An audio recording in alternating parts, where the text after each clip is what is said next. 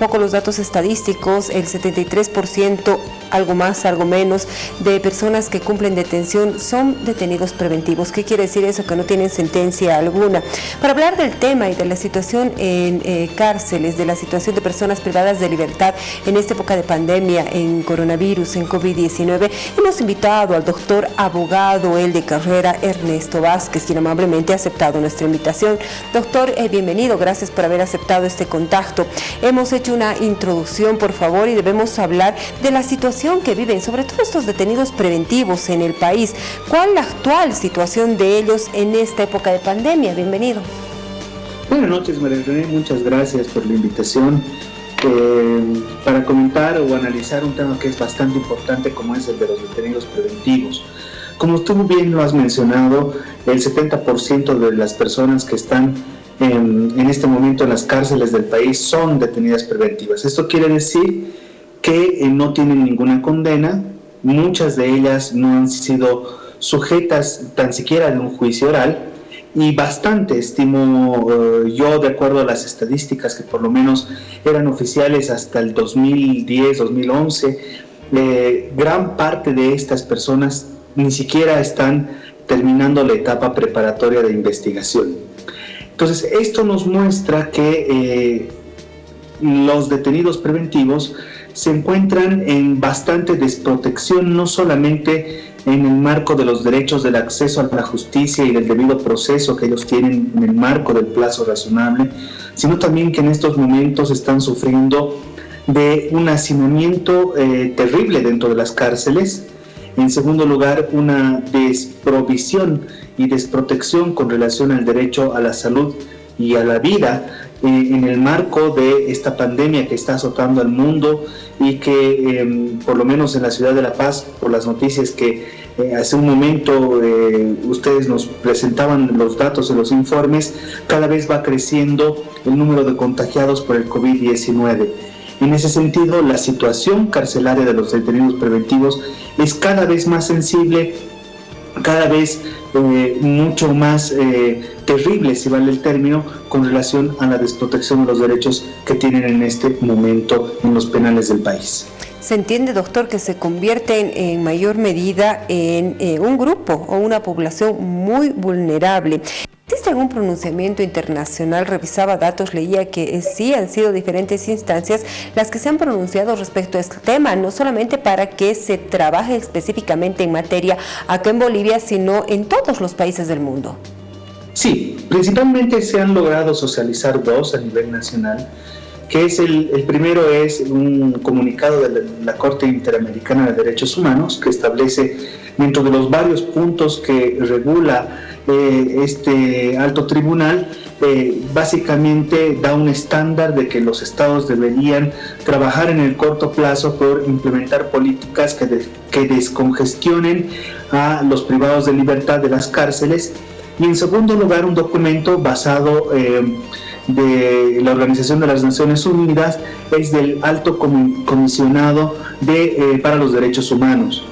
En este sí se establece con mayor puntualización, si vale el término, la relación que tiene el Pacto Internacional de Derechos Civiles y Políticos con relación a los detenidos preventivos y cómo los estados deberían actuar en el marco de la pandemia del coronavirus, a fin de garantizar el derecho a la salud, a la vida, a una permanencia digna de los privados de libertad en las distintas cárceles, en este caso del país.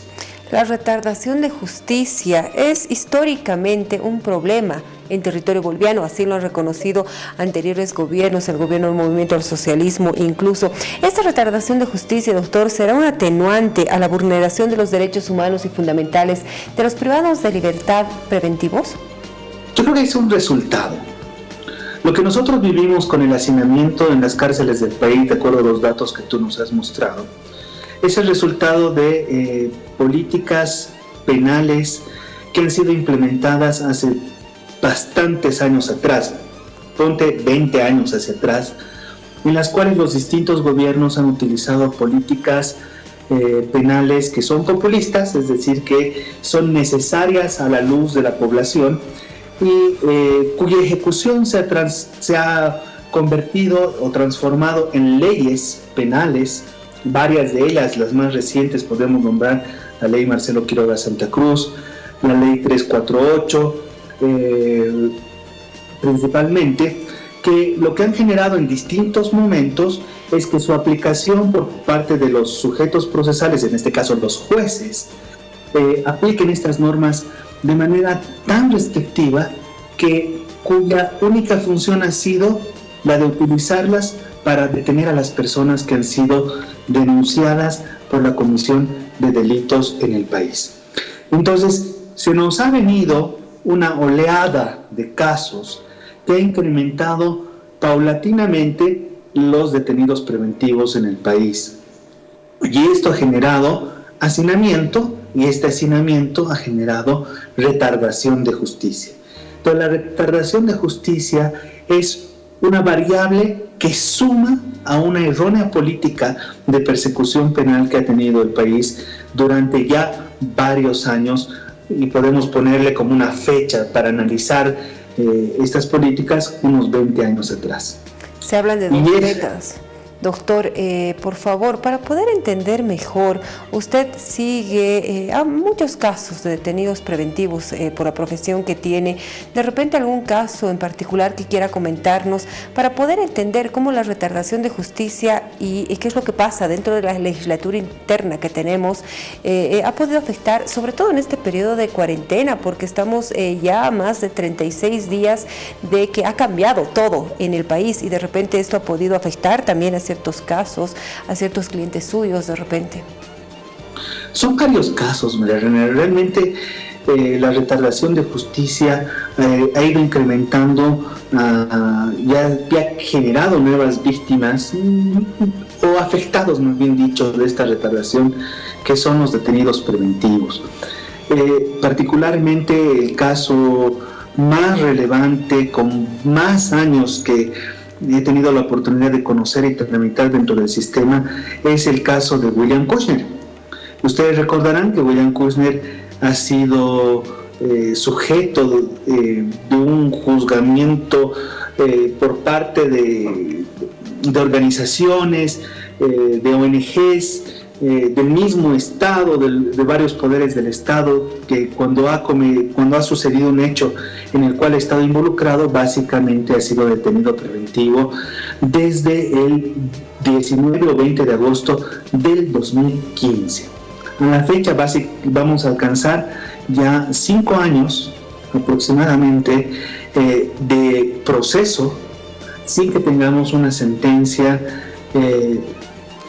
que defina la situación dentro del sistema de justicia penal de William Kushner. Y esto es grave, porque si hay casos como estos, realmente estamos dando un mensaje de que la gente solamente prefiere que las personas queden detenidas preventivas y no les importa alcanzar una sentencia que resuelva el caso en concreto. Particularmente este caso es el resultado de una serie de desaciertos por parte de las acusaciones, tanto del Ministerio Público como de la víctima que se ha apersonado como acusador, que tienen detenido preventivo 5 años a una persona sobre la cual no tienen pruebas evidentes de que él haya sido autor de un hecho delictivo, en este caso del delito de feminicidio, y que han tratado durante todos estos 5 años de que el proceso no llegue a sentencia y de que se vaya ampliando cada vez más, y que William Kushner esté detenido sin sentencia alguna. Esto sí, dentro de un sistema enmarcado en el Estado de Derecho que presumimos muchas veces que tenemos, es realmente indignante, y es un caso que tiene que ser resuelto rápidamente y que debe merecer también la atención de las autoridades, porque no podemos tener preso a una persona por más de 5 años sin las pruebas que establezcan claramente que él haya cometido un hecho delictivo. No solamente al sistema de justicia, para terminar, doctor, de manera muy breve, sino diferentes sistemas. Todas las actividades han cambiado y están operando de manera especial. ¿Qué correspondería ahora para cerrar el tema y la idea por parte de la justicia para poder atender todos estos casos? Agilizar los procesos de resolución de los casos. En el país ya se ha implementado, por lo menos a través de las decisiones del Tribunal Supremo de Justicia, una nueva modalidad para hacer audiencias de cesaciones a la detención preventiva, es decir, de revisar si las detenciones de las personas que están en este momento presas en distintos panópticos o cárceles en el país, se puede hacer a través de mecanismos informáticos. En este caso, igual que tú realizas esta entrevista o varias, se va a utilizar el Internet, plataformas como Zoom o Skype u otras similares que ellos tienen un específico. Se van a hacer audiencias desde cada uno desde nuestra casa, los abogados, los fiscales, los jueces, para tratar de llevar a cabo esas audiencias por este mecanismo tecnológico. Lo mismo sería importante empezar a implementar esta misma modalidad para casos tan delicados que tienen tanta retardación de justicia como es el caso que te comentaba de William Kushner, porque adicionalmente esto merece que se apliquen las nuevas tecnologías para su resolución. Déjame contarte algo que sí es más indignante todavía dentro de este caso, porque el caso de William Kushner debería haber finalizado el 19 de marzo, porque era la última audiencia señalada para que hagamos nuestras conclusiones y nuestros alegatos. Todas las partes del proceso, fiscalía, acusación y en este caso nosotros la defensa. Sin embargo, curiosamente, la acusación particular, la fiscalía, la defensoría de la niñez se presentaron en esa audiencia pidiendo la suspensión de la misma. Y a pesar de que nosotros reclamamos arduamente a través de la otra abogada de William Kushner, que es la doctora Odalia Zurita, y la doctora Aida Camacho, de que nosotros no podíamos suspender esta audiencia porque teníamos que tratar y alcanzar una sentencia, en este caso desde nuestra perspectiva absolutoria para William Kushner, hemos tenido que ser básicamente obligados a acatar la suspensión.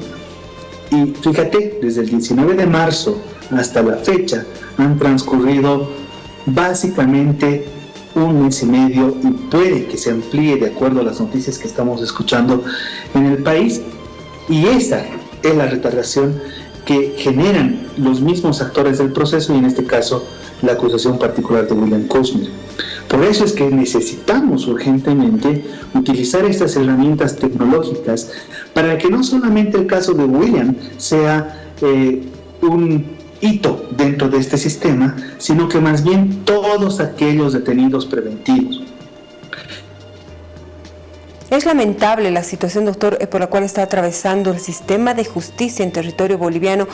Van 2 décadas mínimamente en las cuales no solamente el pueblo en general, sino autoridades también están tratando de reestructurar. Se han llevado adelante cumbres de justicia, se han llevado adelante encuentros nacionales, encuentros departamentales, y nuevamente en esta época de COVID, de pandemia, vemos que los más vulnerados son los privados de libertad. En esta oportunidad hemos hecho referencia a privados de libertad de manera preventiva que llegan al 73% en territorio nacional. Gracias, doctor, por estos minutos, por la explicación. Ha quedado todo claro y esperemos que sirva también para todas aquellas familias que tienen algún caso en el cual tendrían que buscar asesoramiento y poder pedir que no haya esta retardación de justicia. El doctor Ernesto Vázquez nos ha acompañado, abogado de profesión, en esta noche, a quien agradecemos profundamente este contacto.